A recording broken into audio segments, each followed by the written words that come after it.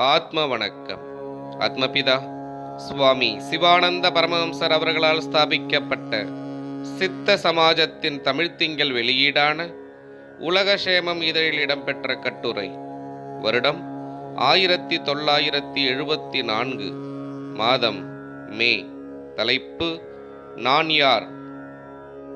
திரு அருளால் உலகின் இயக்கம் தினந்தோறும் நடந்து வருவது யாவரும் அறிவர். அன்றி என்னால்தான் இயங்கி வருகிறது என இயம்ப வல்லவர் உலகில் ஒருவரும் இல்லை.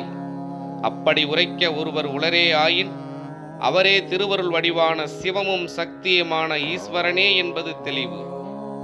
சிவம் தானே இயங்காமல் சக்தியுடன் இணைந்து இயங்கும் என்பது தத்துவம்.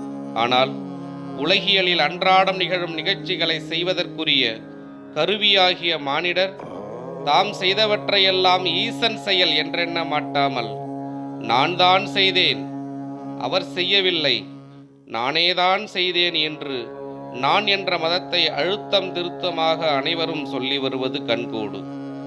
அதனால் அனுபவிக்கும் தொல்லைகளும் ஏராளம். இவ்விதம் நான் எனது என்னும் செருக்கு காரணமாகத்தான் இன்றைய உலகில் சமாதானமின்றி உலக சேமம் இல்லாமல் நான் நீ என சண்டையிட்டு கொண்டு மனிதகுலம் அழிவை நோக்கி வெகு வேகமாக போய்கொண்டிருக்கிறது. நான் யார் தொடரும். ஆத்ம வணக்கம்.